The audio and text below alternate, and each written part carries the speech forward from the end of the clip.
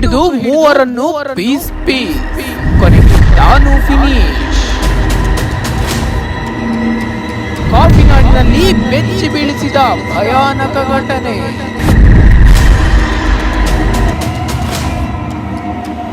ಗಂಡ ಹೆಂಡತಿ ಜಗಳ ಕೊಲೆಯಲ್ಲಿ ಅಂತ್ಯ.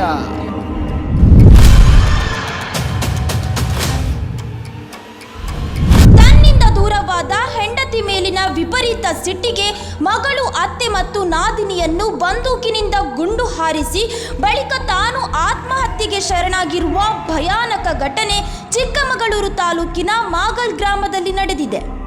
ಹೌದು, ಹೊಸತೊಡಕು ಹಬ್ಬದ ರಾತ್ರಿ ನಡೆದ ಮೂವರ ಕೊಲೆ, ಒಂದು ಆತ್ಮಹತ್ಯೆ ಸದ್ಯ ಕಾಫಿನಾಡನ್ನೇ ಬೆಚ್ಚಿ ಬೀಳಿಸಿದೆ. ನನ್ನ ಆತ್ಮೀಯ ಸ್ನೇಹಿತರೆ, ನನ್ನ ಕುಟುಂಬದವರು, ನನ್ನ ತಂಗಿ ಭಾವ ಎಲ್ಲರಿಗೂ ನಾನು ಹೇಳ್ದೇನೆ ನನ್ನ ನಿರ್ಧಾರನ ನಾನು ತಗೊಳ್ತಿದ್ದೀನಿ. ನನ್ನ ಮನೆಯವರು ನನಗೆ ಮೋಸ ಮಾಡಿ ಹೋಗಿ 2 ವರ್ಷ ಆಯಿತು. ಕೊನೆಗೆ ಪಾಪನೂ ಬೇಡ ಅಂತ ಬಿಟ್ಟಲು. ಪಾಪನೂ ನಾನೇ ನೋಡ್ಕೊತಿದ್ದೀನಿ. ನನ್ನ ಜೀವನ, ನನ್ನ ಮಗಳ ಖುಷಿ, ನಗು, ಅವಳ ಒಂದು ಪ್ರೀತಿ. ಅವಳು ಪಾಪ ಸ್ಕೂಲಲ್ಲೆಲ್ಲ ಮಕ್ಕಳು ತುಂಬ ಕೇಳ್ತಾ ಇದ್ದಾವೆ, ನಿಮ್ಮ ಅಮ್ಮ ಎಲ್ಲಿ, ನಿಮ್ಮ ಅಮ್ಮ ಎಲ್ಲಿ ಅಂತ. ಅವಳು ನನಗೆ ಗೊತ್ತಿಲ್ಲದಂಗೆ ಆಲ್ಬಮಿಂದ ಫೋಟೋ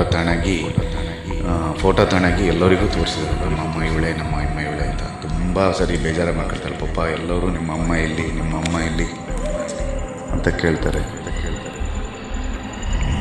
ಮಾಗಲ್ ಗ್ರಾಮದ ಅತ್ತೆ ಜ್ಯೋತಿ ಅವರ ಮನೆಗೆ ರಾತ್ರೋರಾತ್ರಿ ಏಕಾಏಕಿ ನುಗ್ಗಿದ ರತ್ನಾಕರ್, ಅತ್ತೆ ಜ್ಯೋತಿ, ನಾದಿನಿ ಸಿಂಧು ಹಾಗೂ 7 ವರ್ಷದ ಮಗು ಮೌಲ್ಯಾಳನ್ನ ಗುಂಡು ಹಾರಿಸಿ ಕೊಲೆ ಮಾಡಿದ್ದಾರೆ.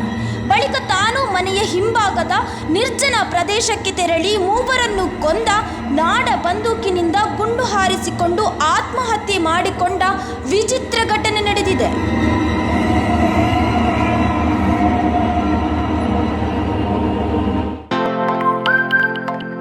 ನಮ್ಮೂರು ಎಕ್ಸ್‌ಪ್ರೆಸ್, ನಿಮ್ಮ ಸುದ್ದಿಯ ಜೊತೆಗಾರ.